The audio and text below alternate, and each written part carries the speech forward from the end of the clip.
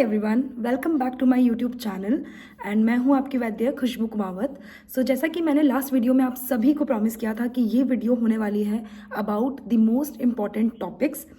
तो in general हम सीधा हमारे टॉपिक के ऊपर चलते हैं और वीडियो को स्टार्ट करते हैं। तो देखिए, जो सिलेबस होता है, अब हम ये नहीं कह सकते कि यहीं से क्वेश्चन आने वाला है या फिर यहाँ से नहीं आ सकता, बट जब हम 10 to 15 ईयर्स के पेपर सॉल्व करते हैं तो हमें एक आइडिया लगता है कि ये जो टॉपिक्स हैं यहाँ से बार बार क्वेश्चन आ रहा है, रेपिटेडली क्वेश्चन आ रहा है। तो ऐसे जो टॉपिक्स हैं ना, ये आपके एकदम परफेक्ट होने चाहिए। यहाँ से क्वेश्चन आपका गलत नहीं होना चाहिए, बिल्कुल भी एक भी क्वेश्चन आपका यहाँ से गलत नहीं होना चाहिए। मतलब हमारी कोशिश ये रहनी चाहिए कि इस पोर्शन से जो भी क्वेश्चन बन रहा है वो हमारा एकदम सही हो, क्योंकि जो हमें नहीं पता वहाँ से कुछ आ रहा है तो वो गलत हो जाए तो इट्स ओके। बट जो चीज़ें, अब जैसे आपने यंत्र पढ़ा होता है, शस्त्र पढ़ा होता है, यहाँ से गलती होना ना बहुत ज़्यादा हमें पेन करता है और हमारा रैंक नीचे ले आता है। तो अब मैं यहाँ पे आपको सारी लिस्ट लगा रही हूँ, कॉपी और पेन ले लो और उसको नोट करते जाओ कि कौन कौन से वो टॉपिक्स हैं।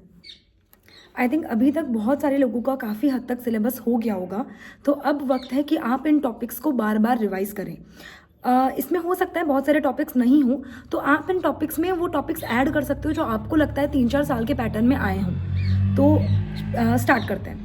सबसे पहले देखिए, यहाँ पे है विरुद्ध आहार, जिससे बहुत सारे क्वेश्चंस बनते हैं। यंत्र से क्वेश्चन आता है, शस्त्र से क्वेश्चन आता है, जलोका, शालकर्म, अग्निकर्म, फिर मासानुमासिक गर्भ वृद्धि कर्म से क्वेश्चन आता है, फिर गर्भिणी परिचर्या से बहुत सारे क्वेश्चंस बनते हैं। तो ये आप पूरी लिस्ट एक बार अगर आप देखेंगे, यहाँ मैंने आई थिंक 39 पॉइंट्स तक इसे इनलिस्ट किया है। और भी बहुत सारे टॉपिक्स आप इसमें इनलिस्ट कर सकते हैं, बट जहाँ तक मुझे जो टॉपिक्स मैंने लास्ट ईयर प्रैक्टिस किए थे और जिनको बार बार पढ़ा था, आई थिंक वो यही टॉपिक्स थे जिनको मैंने कवर किया था। और इसमें मैंने 2-4 टॉपिक्स और ऐड किए हैं जो आई थिंक मैंने नहीं किए थे, बट वो क्वेश्चंस आ रहे हैं एग्जाम में।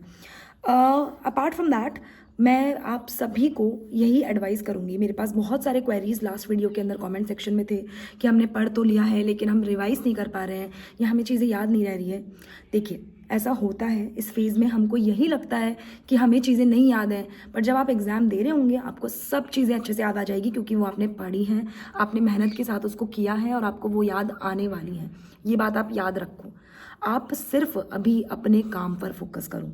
आपका काम है पढ़ना, चीज़ें रिवाइज करना, क्वेश्चन प्रैक्टिस करना। ये 3 चीज़ें ना अच्छे से याद रखो और इसे बिल्कुल मत भूलो। मेरी बात, आपको चीज़ें याद नहीं रह रही हैं क्यों? क्योंकि आपने उसको रिवीजन नहीं किया है, रिवाइज नहीं किया है। सबसे इंपॉर्टेंट क्या करना है, पूरे दिन का जो शेड्यूल बना रहे हो, मैंने लास्ट वीडियोज़ में और मैं हमेशा बोलती हूँ कि आप नया 3-4 घंटे उतना ही पढ़ो, बाकी टाइम 2-3 घंटा मिनिमम आपको एवरीडे अपने रिविजन में ही देना है। तो आप अपना रैंक और अपना मेमोरी बहुत अच्छे से सिक्योर कर लोगे। क्वेश्चन प्रैक्टिस करो, इन चीज़ों पे अपना कंसंट्रेशन दो। अभी हमें बहुत सारी चीज़ें महसूस हो सकती है कि मुझसे ये नहीं हो रहा या वो नहीं हो रहा या ये होगा या वो होगा, इन सब चीज़ों पे ध्यान मत दो। ठीक है, नहीं याद आ रहा, कोई बात नहीं, आप अपना करते रहो, अपना कर्तव्य निभाते रहो। आपको कल फिर उठना है, कल फिर से वही पढ़ाई करनी है और वो काम आपको निरंतर करते जाना है। सिर्फ एक टेस्ट में आपके मार्क्स कम आ गए तो हार मानने की कोई ज़रूरत नहीं है।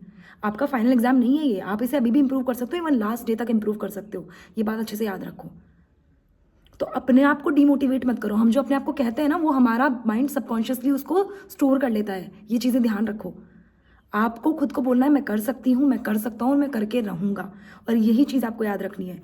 इस वक्त सबसे ज़्यादा ज़रूरी है आपका सेल्फ मोटिवेशन। कोई आके बाहरी मोटिवेशन ना सिर्फ 2 दिन आपके लिए काम करेगा, लेकिन जो सेल्फ डेडिकेशन है, सेल्फ मोटिवेशन है, वही आपको इस रेस में आगे लेके जाएगा।